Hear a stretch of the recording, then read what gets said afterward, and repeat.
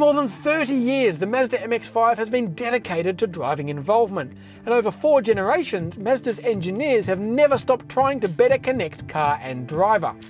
The latest fruits of their labour is the updated 2022 MX-5, and I'm going to drive it here at the Bryant Park Hill Climb circuit to see if it handles better than ever. Don't forget to like the video, subscribe to the Car Sales channel, and let us know your thoughts about the MX-5 in the comments below. The 2022 MX-5 range kicks off at $37,690 before on-road costs for the manual Roadster, stretching all the way to $51,420 plus on-roads for the RF GT Automatic, with GT and GT RS variants in between. Mazda offers a 5-year unlimited kilometre warranty, and cap price servicing will cost $1,755 across your first 5 years or 50,000 Ks. One sad development is the deletion of the 1.5 litre engine, but nobody was really buying it. So the only option now is this 2 litre producing 135 kilowatts and 205 Newton metres, attached to either a 6-speed manual or automatic. 0 to 100 k's an hour takes around 6.5 seconds, and claimed combined fuel consumption is 6.8 litres per 100k, though you will need at least 95 RON. Before we get into the nitty-gritty of the handling changes, I'll cover off some of the more regular stuff. At some point in its life, the ND MX-5 gained a reach-adjustable steering column, which is a big benefit. And even the base model now has driver attention alert, lane departure warning, auto emergency braking and rear cross traffic alert. I've also got smartphone mirroring, sat-nav, digital radio and climate control, so you don't need to forego your creature comforts just because you have a sports car. The big change for the 2022 MX-5 though is here at the back, with the introduction of kinematic posture control. This gently brakes the inside rear wheel when turning to reduce roll and keep the car more stable. But does it work? Let's head out on track and find out.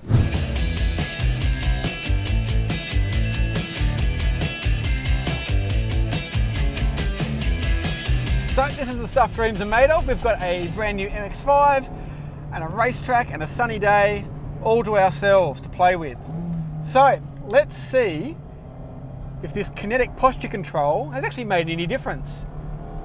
So I've been out earlier in the standard MX-5, the outgoing car, to get a baseline feel for what it did and how it behaved.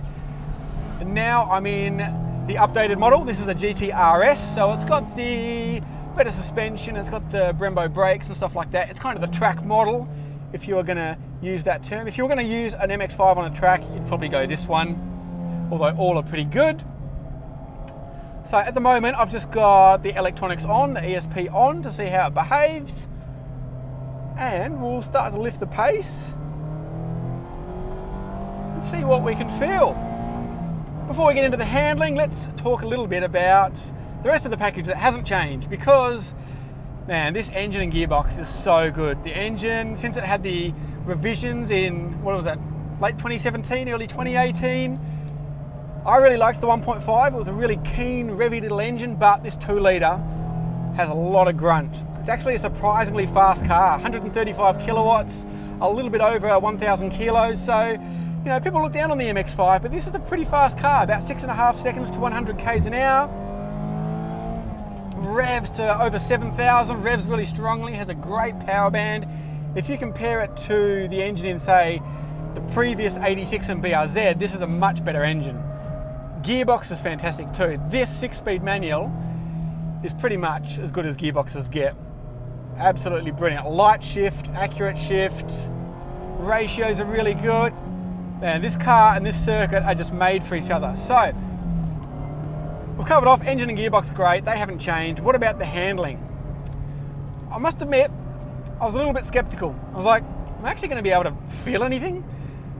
The idea of just lightly braking an inside wheel to keep the back end in check, reduce roll, maybe a little bit skeptical. I was like, I don't know, it sounds like a very small change, but we're fanging around here and it works. You can actually feel that it works.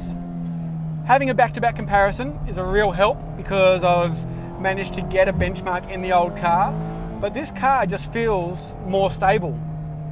It's interesting, it's using the electronics less in terms of actually stopping a slide, but you can actually feel it grab that inside wheel slightly to keep the rear end under control. You might be able to hear, I don't know if you can hear it or not on the camera, on the mic, it's just that like chunk, chunk, as it's just keeping the rear end in check, stopping a slide from developing, keeping the car more stable. But let's face it, this is an MX-5. We're allowed to do it. Let's turn the electronics off, really have a crack in this thing and see what's what.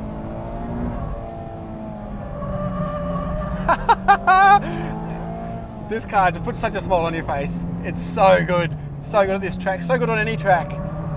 Look at that, wow. So a bit of oversteer there, but this car is so much more stable on corner entry. It's actually quite remarkable. This corner here is where the old car would really step out. Look at that. I've actually got a little bit of understeer. In the old car, if you carry sort of any brake into a corner really, if you sort of hold the brakes on as you turn in, you'll get oversteer. You'll be wrestling with opposite lock and stuff like that, whereas this, you still can slide it like that, but it's a lot more settled on the way into a corner, which gives you confidence. There you go. It's still adjustable, it's still playful, but gives you a little bit of confidence, especially in this faster corner, to really push hard. Is it better? Yeah, it probably is better, I guess. Let's try and throw it around a bit. Oh yeah, so we can still adjust it, still play with it.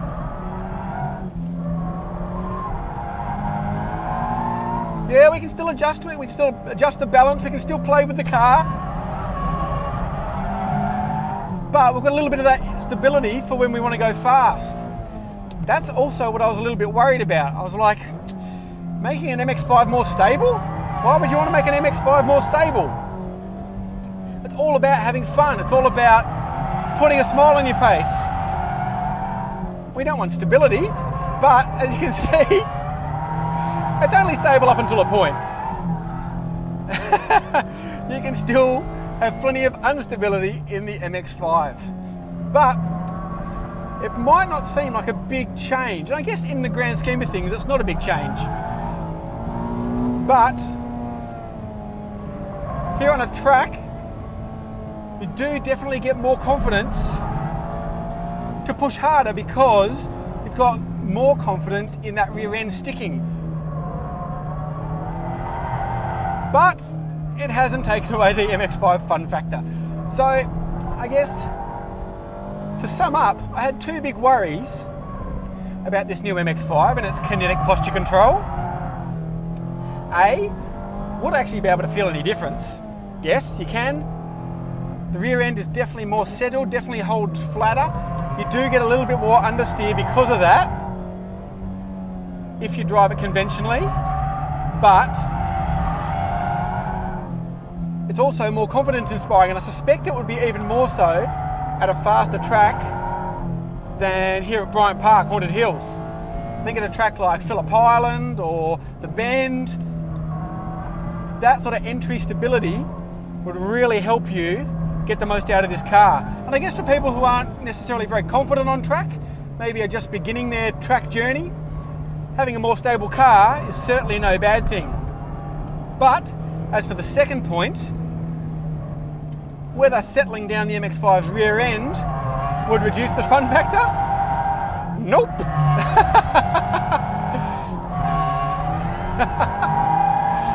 It is a little bit harder to slide. You've got to really sort of send it in a little bit, but it's still happy to act like an absolute lunatic. Man, I love this car.